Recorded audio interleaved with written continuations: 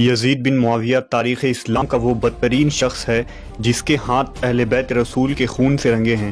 اس کی سیاہ شخصیت اور کارنامے اسے فرعون، نمرود اور قارون کے صف میں کھڑا کر دیتی ہے، جس کا انجام آخرت میں بھیانک ترین اور باعث عبرت ہوگا۔ اس نے مدینہ میں فساد مچایا، کعبہ کو نذر آتش کیا اور سینکڑوں صحابہ کو اپنی بیعت توڑنے کی وجہ سے شہید کیا، لیکن اس کا سیاہ ترین کارنامہ امام علی مقام حضرت حسین ابن علی علیہ السلام اور اہل بیت رسول کو شہید کرنا ہے۔ یزید ملعون کا پورا نام یزید بن معاویہ بن ابو سفیان الاموی تھا، جس کی ولادت 25 ہجری یعنی سن 645 عیسوی میں حضرت عثمان غنی رضی اللہ تعالیٰ عنہ کے دور خلافت میں ہوئی۔ یزید کی ماں میسون ایک عیسائی عورت تھی جس کا تعلق شام کے کلبیہ قبیلے سے تھا۔ یزید کی پرورش شام کے دیہات میں ہوئی اور ایک عیسائی دایا نے اس کی پرورش کی، اس لیے اسے نصرانی طریقے سے پرورش کیا گیا۔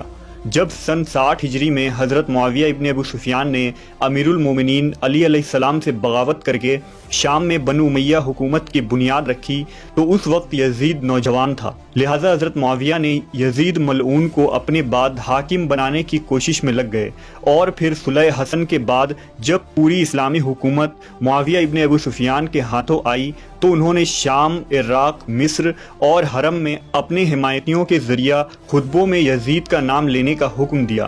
نیز تلوار کی زور اور دیناروں کی تھیلیوں کے ذریعہ گورنروں اور سپہ سالاروں کو بھی یزید کا حمایتی بنایا گیا۔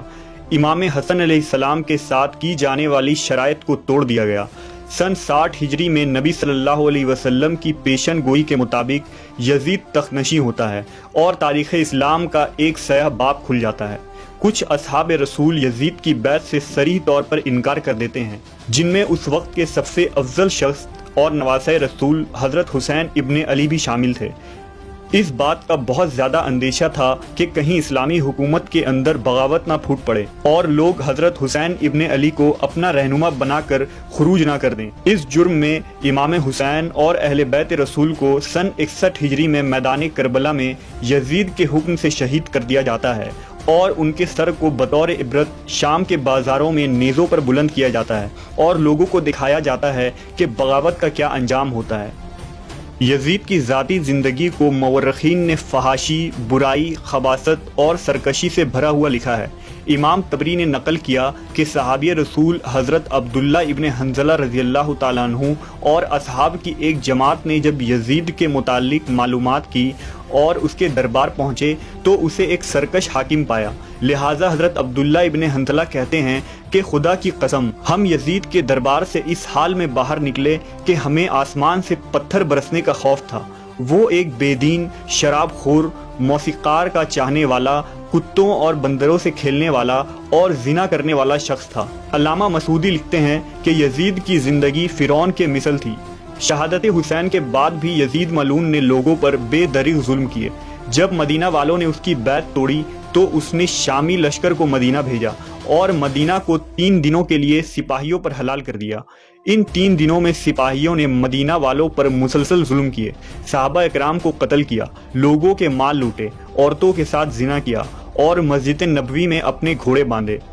پھر 63 ہجری کے آخر میں جب حضرت عبداللہ ابن زبیر رضی اللہ تعالیٰ عنہ نے مکہ میں اپنی امارت قائم کر لی تو یزید کے حکم سے شامی فوج نے مکہ پر چڑھائی کر دی اور حرم میں منجنیقے پھینکے، جس سے کعبہ میں آگ لگ گئی، بیت اللہ کی ایک دیوار بھی شہید ہو گئی۔ بقول اسیران کربلا یزید کی حکومت کے اب گنتی کے چند دن رہ گئے تھے اور قریب ہی وہ دنیا اور آخرت میں تباہ و برباد ہونے والا تھا۔ یزید کی موت کے متعلق مورخین کے الگ الگ اقوال اور روایات ملتے ہیں، جن میں سب سے زیادہ باسند اور صحیح قول یہ ہے کہ شہادت حسین اور حرہ کے واقعہ کے بعد جب یزید اپنے جشن اور تکبر میں مست تھا اس وقت اس نے مکہ پر حملہ کرنے کا حکم جاری کیا۔ یہ سن 64 ہجری ربیع اول کا مہینہ تھا۔ چند ہی دنوں میں وہ ایک موذی بیماری میں مبتلا ہو گیا۔ اس کے پیٹ میں خطرناک درد اٹھا جس سے اس کی آنتیں سڑنے لگی اور ان میں کیڑے پیدا ہونے لگے۔ دمشق کے بڑے بڑے طبیب کو بلایا گیا لیکن وہ اس بیماری سے یزید کو شفایاب کرنے میں ناکام ہو جاتے تھے، کیونکہ یہ اللہ کی طرف سے قہر تھا جو اسے قبر تک لے جانے والی تھی۔ आंतों के सड़ने के बाद वो बिस्तर पर मछली की तरह तड़पने लगा और अपने बिस्तर पर पांव मारता था। वो रात रात भर दर्द के मारे चीखता और अपनी तकलीफ की शिद्दत से जब चीखें मारता तो खिंजीर की तरह आवाज निकलती। अगर पानी पीता तो हलक में जाकर छुरी चलने जैसी तकलीफ महसूस करता और ना पीता तो सीने में आग लग जाने वाली जलन महसूस करता। तारीख अल कामिल के मुताबिक 15 रबीउल अव्वल के दिन इसी हालत में तड़पते हुए वो वासिले जहन्नम हुआ। जब उसके दरबारी उसके करीब गए तो यजीद की लाश से भयानक बदबू आने लगी, जिससे लोग दूर भागने लगे।